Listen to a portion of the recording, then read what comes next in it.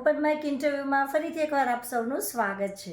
આજનો મારો ટોપિક છે લડ્ડુ ગોપાલ વિશેની ભક્તિ અને પ્રેમ. યસ, કારણ કે હોળીના દિવસો નજીક આવી રહ્યા છે અને હોળીમાં ભક્ત પ્રહલાદની વાતો સંકળાયેલી છે. આ દરેક લોકો જાણે છે, બાળક હોય કે મોટા હોય. એ જ રીતે હોળીનો જે બીજો દિવસ છે, જેને આપણે રંગોત્સવ ધૂળેટી કહીએ છીએ, એ દિવસે જ્યાં જ્યાં કૃષ્ણ ભગવાન બિરાજે છે, જ્યાં જ્યાં તેમના મંદિર છે, આ બધી જગ્યા પર ધૂળેટીનો દિવસ ફૂલોત્સવ એટલે કે રંગોત્સવના નામે ઉજવાય છે. અને આ દિવસે રાધા અને કૃષ્ણના પ્રેમની વાર્તા પણ વણાયેલી છે. તો આજે આપણે આપણી જે ગેસ્ટ બહેનો છે એ લોકોને પૂછવાના છીએ કે એમના ઘરમાં લડ્ડુ ગોપાલ કઈ રીતે રહે છે, ક્યારે આવ્યા અને એમની સાથેની મજેદાર વાતો. તો આવો આપણે શરૂ કરીએ ચર્ચા. આ ઇન્ટરવ્યૂ કમ ચર્ચા છે એ બધી બહેનો સાથે જેમના ઘરમાં લડ્ડુ ગોપાલ હસતા હસતા બિરાજે છે. તો આવો જાણીએ એમના દિલની વાતો. મારું નામ ભાવના વોરા છે. બધાને મારા જય શ્રી કૃષ્ણ. મારું નામ ભારતી દત્તાણી. બધાને જય શ્રી કૃષ્ણ. હાલો, મારું નામ વર્ષા મદલાણી છે. 11 બધાને મારા જય શ્રી કૃષ્ણ. હા, એ બધા કેમ છો? મારું નામ ઝરણા ભીમજાણી છે. બધા મજામાં? લડ્ડુ ગોપાલ વિશેનો તમારો અનુભવ શું છે અને તમારા ઘરમાં કેવી રીતે પધાર્યા? મારા ઘરે મારા મમ્મીને ત્યાંથી પધાર્યા છે. 2 વર્ષ થયા છે. મમ્મીને ત્યાં તો 35 વર્ષથી સેવા હતી. મમ્મી જ કરતા હતા બધી સેવા. હવે મમ્મીથી નથી થતું તો મારે ત્યાં પધાર્યા છે 2 વર્ષથી ને હવે હું સેવા કરું છું. તમે જૈન છો ને? હા, હું જૈન છું પણ મમ્મીને વૈષ્ણવ છે એટલે મારે ત્યાં પધાર્યા છે બહુ લડ્ડુ જ ગોપાલ. સરસ. તમારા ભગવાનનું નામ બી લડ્ડુ ગોપાલ જ છે? ના, અમે લાલો કહીએ છીએ. લાલો કહો છો. વિશ્વાબેન જય શ્રી કૃષ્ણ. મારે ત્યાં 15 વર્ષથી લડ્ડુ ગોપાલ છે. હું દ્વારકા ગઈ હતી, ત્યાં મને એમને જોઈને બહુ મન થઈ ગયું તો મને મારી દેરાણી, મારી ભત્રીજા બહુ છે, એ લઈ આવી મારે માટે. ત્યાંથી મને ઘરમાં ઘણો આનંદ થાય છે એની સેવા કરવામાં. હું બહારગામ જાઉં તો મને એનો બહુ યાદ આવ્યા કરે. હા, એટલે તમારા ઘરમાં બાળકની જેમ રહે છે. હા, તે દ્વારકા ગયેલા તો હું જોતી હતી બધી દુકાનમાં કેટલા બધા લડ્ડુ ગોપાલ હતા. મને બહુ જ ઈચ્છા થઈ ગઈ તો હું મારા મિસ્ટરને કહેતી હતી મારે લાલુ લેવો છે, લાલુ લેવો. તો મારી ભત્રીજા બહુ સાંભળી ગઈ. એને તરત મારી દેરાણીને કીધું કે કાકીને લેવા છે તો આપણે અપાવી દઈએ. તો એમને તરત મને અપાવી દીધા. એની ચોઈસથી મારા લડ્ડુ ગોપાલ છે. તમારા ઘરમાં લડ્ડુ ગોપાલ ક્યારે પધાર્યા? વિશ્વાબેન જય શ્રી કૃષ્ણ. મારા ઘરે લડ્ડુ ગોપાલ 21 વર્ષથી છે. બોરીવલીથી મારી મામીની બેન છે. એમણે મને કીધું તમે સેવા કરશો. મને સામેથી આવેલા છે, સેવા સામેથી છે એટલે મને બહુ આનંદ થાય છે. એની સેવા કરો તો મારું અંદરનો આખો રોમ રોમ આમ એકદમ ખુશખુશાલ થઈ જાય છે એની સેવા કરું છું તો. તમે કઈ નામ પાડ્યું છે? હા, એનું નામ દીકુ પાડ્યું છે. દીકુ કરીને કહું. દીકુ. અને દીકુ શું કરે તું? અત્યારે મજામાં? પણ સાંભળે છે, જો જવાબ આપે છે. હા, દીકુ. એ દીકુ કરીને કહું. અને દીકુ તરીકે મારો બાળ ગોપાલ મારું દીકુનું રૂપ છે એ પ્રમાણે હું એની જોડે વાત કરું. મને કંઈ બી દુઃખ થાય, કંઈ બી ઓલું તકલીફ થાય તો એ મારી આંગળી પકડીને ઊભો જ હોય. એણે આટલી સ્ટ્રોંગ બનાવી છે મને. જ્યારથી મારા સરસ. જીવનમાં મને દુઃખ આવ્યું એણે મને સાથ આપ્યો છે. અને જ્યારે હું ઉદાસ હોઉં, રડું તો કે તું કેમ રડે છે? હું છું ને તારી સાથે. શું અરે કરે વાહ. રડે છે? અરે વાહ. ચિંતા ના કર, હું તારી પાસે બેઠો છું. અરે મને વાહ. બહુ અંદરથી આમ રોમ રોમ મારું એકદમ ખુશખુશાલ થઈ એટલે જાય. તમને અહેસાસ કરાવે છે કે તમારી સાથે છે. સાથે છે એ, મારી સાથે જ એ છે તો હું છું. જરદાબેન, તમારી સાથે જ્યારે વાત થઈ તો તમે કહેતા હતા કે મારા ઘરમાં તો ચમત્કારિક રીતે આવ્યા. તો એ કઈ રીતે ભગવાન પધાર્યા તમારા ઘરમાં?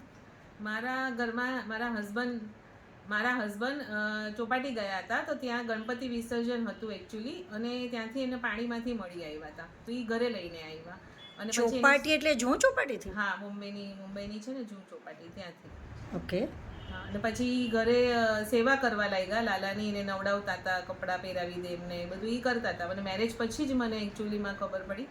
અમારે ત્યાં લાલાની સેવા નથી એટલે મને ખબર જ નથી. પણ જ્યારથી એની સાથે જોડાયેલી ત્યારથી હવે મારી દીકરી પણ હવે એ કરે છે વસ્તુ કે એને નવડાવે, પ્રસાદ ધરાવે, બધું. બધી સેવા કરવાની. બધી સેવા. એટલે એપ્રોક્સિમેટ કેટલા વર્ષથી તમારે ત્યાં છે?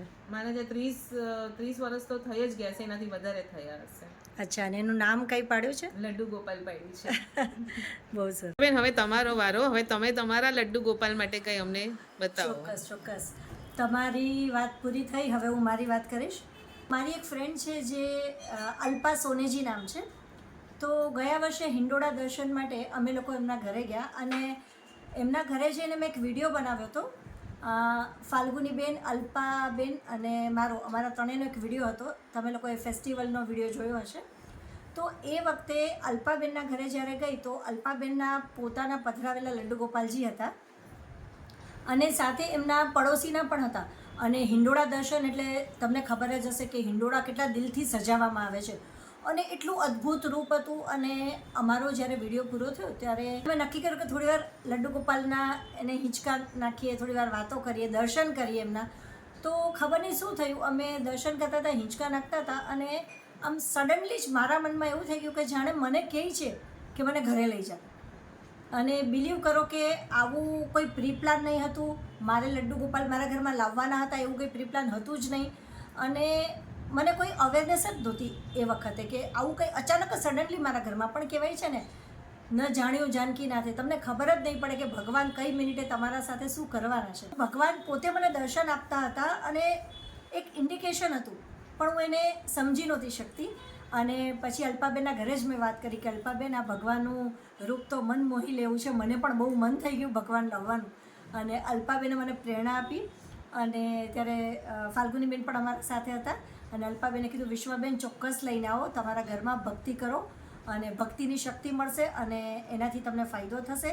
અને બીજું કે તમારા ઘરનું વાતાવરણ, અને એમ પણ હું સ્પિરિચ્યુઅલ મેન્ટર છું એટલે એમ કે તમારા ઘરનું વાતાવરણ લડ્ડુ ગોપાલને બહુ ગમશે. અને એ મારી ફ્રેન્ડની પ્રેરણાથી, થેન્ક યુ, અત્યારે વિડીયોમાં હું અલ્પાબેને થેન્ક્સ કહું છું કે એની પ્રેરણાથી પછી અમે લોકોએ નક્કી કર્યું કે આપણે લડ્ડુ ગોપાલજીને લઈ આવીએ.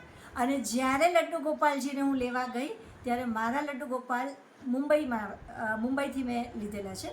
તો મારા લડ્ડુ ગોપાલને જ્યારે હું લેવા માટે ગઈ તો આગલા દિવસે મેં હાથ જોડીને આમંત્રણ આપ્યું કે ભગવાન, તમે જ્યાં બિરાજો છો ત્યાં તમે મને મળજો. અને અમે એટલી બધી દુકાનો ફર્યા. અને જનાબેન, તમને યાદ છે ત્યારે તમે પણ મારી સાથે હતા. અને હું, અલ્પાબેન, ઝરણાબેન, અમે ઘણી બધી દુકાનો ફર્યા, ભગવાનના ઘણા બધા સ્વરૂપ જોયા, પણ ખબર નહીં કેમ મન નહીં ઠરતું હતું. ક્યાંક ભગવાનનું સ્માઇલ મને ઓછું લાગતું હતું, ક્યાંક મારા મનમાં કંઈ કન્ફ્યુઝન હતું. પણ મારા ભગવાન જે જગ્યા પરથી લેવાના હતા એ દુકાનમાં અમે 2 વખત ગયા હતા. અને પછી જ્યારે ગલીમાંથી બહાર નીકળતા હતા તો પાછું મને થયું કે ચલ પાછું આપણે જઈને જોઈ આવીએ. અને એ જ ભગવાને મારી સાથે આવવું હશે. અને પછી અમે દુકાનદાર પાસેથી એ ભગવાનના વિગ્રહને અમે લીધો.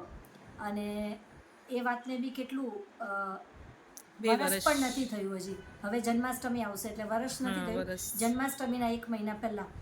અને જ્યારે લડ્ડુ ગોપાલને લઈને લોકલ ટ્રેનમાં બેસીને, કારણ કે મુંબઈમાં કેવું એક જગ્યા પરથી બીજી જગ્યા ઘણી દૂર હોય, એટલે અમે લોકો છેક મુંબઈના લાસ્ટ કોર્નર પર ગયા હતા.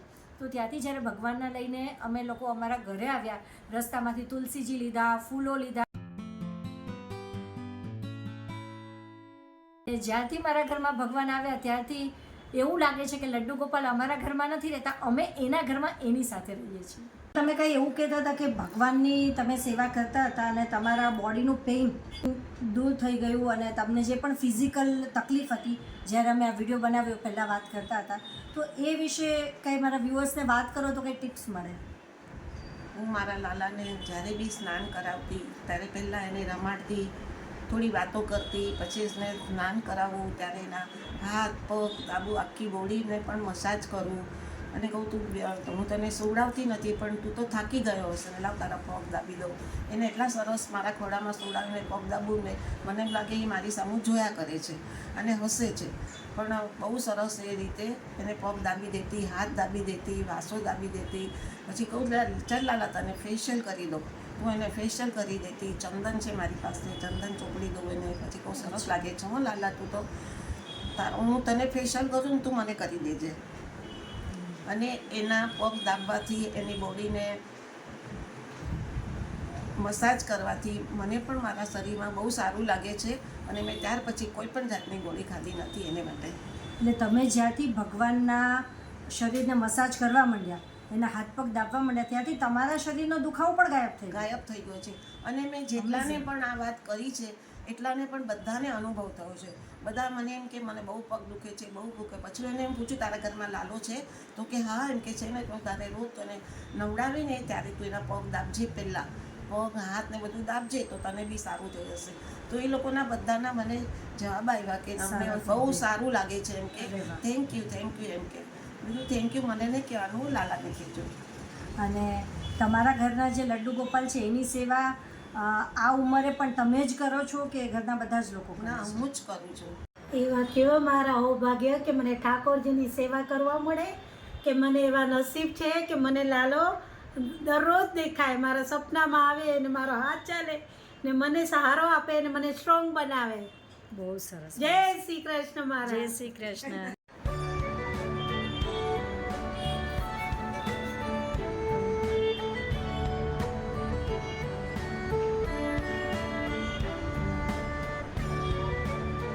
અરે વાહ. એનાથી મોટો શું ચમત્કાર હોય કે આપણને ભગવાન સામેથી આવીને આપણને આપણા ઘરે આવે અને આપણને સેવા કરવાનો અવસર મળે. જય શ્રી કૃષ્ણ. હું એટલી બધી નસીબદાર છું ને, મને ઠાકોરજીની સેવા કરવાનું બહુ જ મન હતું, પણ મેં કીધું કેવી રીતના લઈ આવું, કેવી રીતના. પણ મારા મમ્મીએ મને કીધું કે હવે બેટા તું સેવા કર, તું સેવા કરી શકીશ. પછી મમ્મીને મેં કીધું કે તારી જેવા સેવા નહીં કરું, કાંઈ નહીં, તું લાલાને ખુશીથી ઠાકોરજીને દૂધ ને મિશ્રી ધરાવીશ ને તો એ મારો એમ કે શ્રીનાથજી બાબુ આરોગશે એમ. મેં કીધું મારા ઘરે તો હું લઈ જાઉં છું, પણ મારી કંઈ ભૂલ થાય તો મને માફ કરજો. મારા ઘરે આવ્યા અને ત્યાર પછી લાલનજી પણ મારા ઘરે પધાર્યા છે, તો હું બહુ જ ખુશી છું. તો આજના આપણા ગેસ્ટ હતા ભારતીબેન, ઝરનાબેન, વર્ષાબેન અને ભાવનાબેન.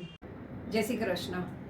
આપણે છે ને ઠાકોરજી ઉપર હંમેશા ભરોસો રાખવાનો. આપણને સુખ હોય દુઃખ હોય એ જ આપણને હેલ્પ કરે. કોઈની પાસે જઈને તમારી ઘરની વાતો કરો તો એ 4 જગ્યાએ કહેશે ને એ તમારું દુઃખ કાંઈ હલવું નથી કરવાના. એ 4 જગ્યાએ જઈને તમારી વાતો જ કરશે ને પાછળથી તમારી હસી ઉડાવશે. એના કરતાં તમને જે બી છે દુઃખ છે સુખ છે, તમે ઠાકોરજી પાસે બેસો, ઠાકોરજી પાસે 2 શબ્દ બોલો, ઠાકોરજી સામે તમારે રડવું એટલું રડી લો, એ તમારી હેલ્પ કરશે, બાકી કોઈ નહીં કરે. એટલે તમે ઠાકોરજી પર પૂરો વિશ્વાસ અને ભરોસો રાખીને ઠાકોરજીની સેવા કરો. જય શ્રી કૃષ્ણ. હોલી હે આજ બિરાજ में होली है रसिया, आज बिराज में होली है रसिया, होली है कर जोड़ी है रसिया, आज बिराज में होली है रसिया, आज बिराज में होली है रसिया.